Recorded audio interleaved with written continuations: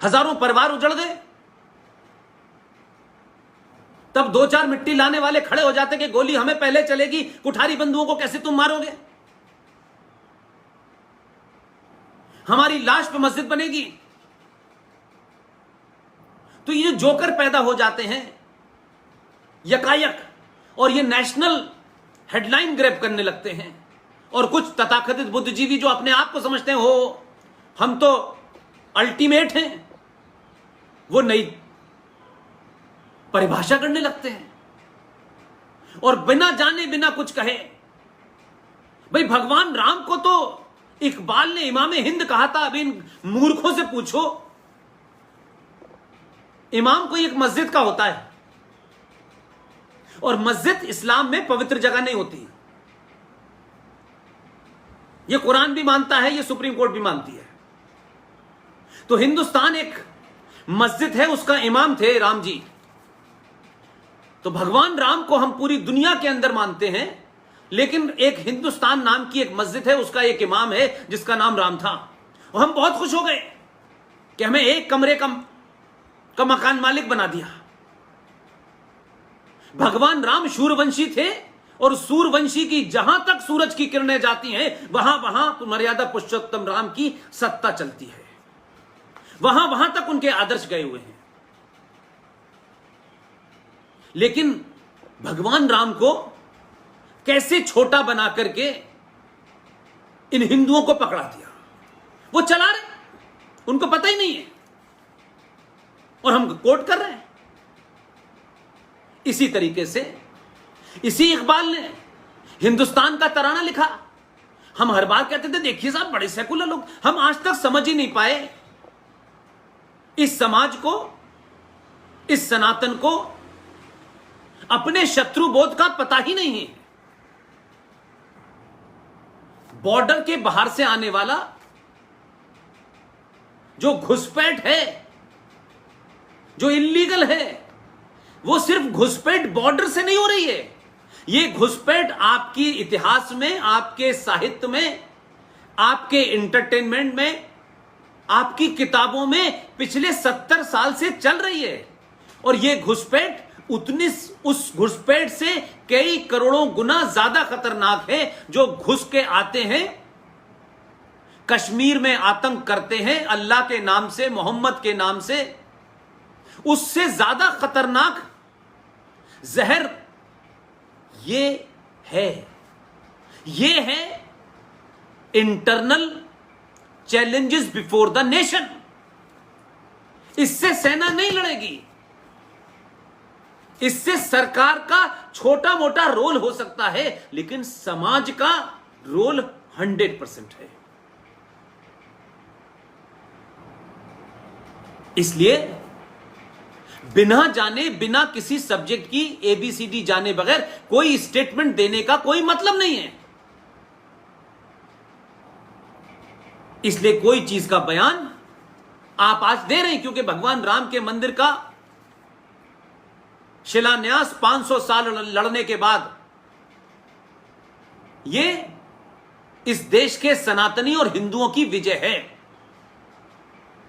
और यह विजय मैं इसलिए मानता हूं कि हम मेजॉरिटी में थे, क्योंकि दुनिया में इतिहास उन्हीं का लिखा जाता है जो जीते हुए होते हैं, भले ही वो बलात्कारी हो, प्लंडर हो, लुटेरे हो, उन्हीं का लिखा जाता है। जो आदर्श पे रहते हैं उनका इतिहास में जिक्र नहीं होता। यह एक सच्चाई है। आप आदर्शवादी हैं तो आप अपने लिए हैं। इसलिए मैंने कहा कि जो कुछ भी हुआ है यह एक तरीके से एक्सटेंशन है।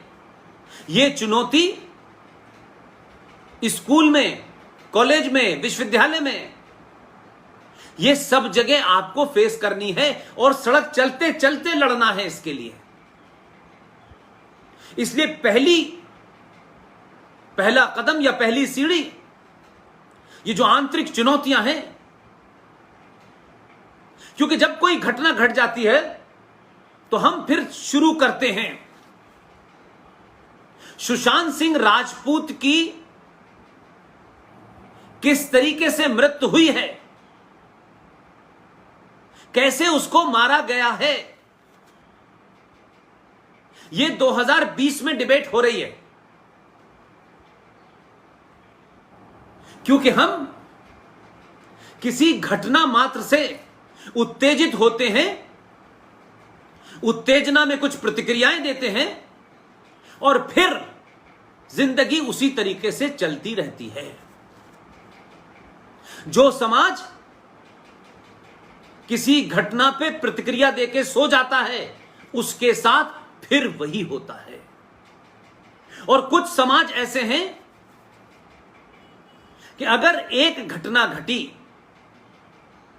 तो उस पर ऐसी प्रतिक्रिया देते हैं कि पूरी दुनिया में कोई आदमी दोबारा उस किस्म की घटना को अंजाम देने से उसकी रूह कांपने लगती है। वो ख्वाबों में नहीं सोचता है कि मुझे यह दोबारा करना है। तो एक जागृत समाज और जिंदा कौमें घटनाओं पे प्रतिक्रिया देके आगे नहीं बढ़ती, सब कुछ रोक देती हैं उस घटना की तह तक जानने के लिए। और जब तक उस घटना की तह में जान करके जो भी उसमें शामिल है, जब तक उनको सजा नहीं दे पाती, चौराहे चौराहे पे नहीं दे पाती, ऐसे लोगों के लिए आप कितनी भी बातें कर लीजिए, आप फिर इन घटनाओं को रोक नहीं सकते। इसलिए अगर संजय दत्त नाम के एक एक्टर की बायोपिक जो बनी थी, इसलिए मैंने कहा कि आपका एजेंडा नहीं है, आपके बड़ों का एजेंडा नहीं है, हम सबका एजेंडा है जल्दी से मार्कशीट लें, नौकरी करें और किस्सा खत्म। ये जो झूठ चल रहा है, ये झूठ चलने दें। इससे लड़ने के लिए कुछ लोग आते रहेंगे, हमारी जिम्मेदारी नहीं है। लेकिन हम सब ये मानते हैं, जो इस वक्त पूरे देश में बोल रहे हैं, कि ना तो पुलिस, न जुडिशरी, न सत्ता, न व्यवस्था, इन सब की मजबूरियां हैं। ये सब किसी ना किसी कानून से, किसी न किसी किताब से, कुछ संविधान से बंधे हुए हैं, कुछ आईपीसी से बंधे हुए हैं, किसी ने शपथ ले रखी। इसलिए इनकी भूमिका है, लेकिन बहुत थोड़ी है। सबसे ज्यादा भूमिका हमारी और आपकी है, जो किसी किस्म के बंधन में नहीं बंधा है और सच कहने के लिए वो बंधन उसे रोकता नहीं है।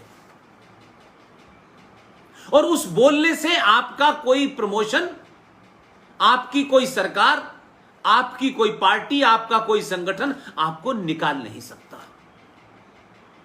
इसलिए सरकारें भी ये चाहती हैं कि सत्ता में उनको शपथ लेके बैठना होता है, उनकी भाषा, उनका आचरण एक मर्यादा के अंदर होता है। लेकिन वो चाहते हैं कि समाज में जागृति हो, समाज में इस तरीके के मुद्दे उठें, ताकि समाज के अंदर से जब बात उठेगी और 100 करोड़ सनातनी जब किसी मुद्दे को उठा करके ऊपर लाएंगे, तब सरकारों को लगता हुआ है कि हां ये बात है, इस पे हमें एक्ट करना चाहिए।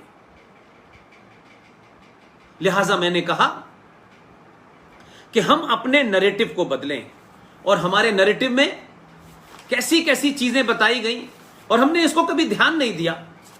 आप सारे छात्र हैं, इसलिए मैं कुछ कुछ चीजें आपके जमाने की बात कर रहा हूं। मैं जब अपने जमाने पढ़ता था तो हमको क्या बताया जाता था कि देखिए समाज में बड़ी कुरीतियां थीं, उन कुरीतियों से लोग लड़े। कोई सती की कुरीति के बारे में बताता है, एक कुरीति थी घूंघट की, बाल विवाह की। ये ऐसे बताई जाती थी, आधुनिक भारत की बात कर रहा हूं मैं।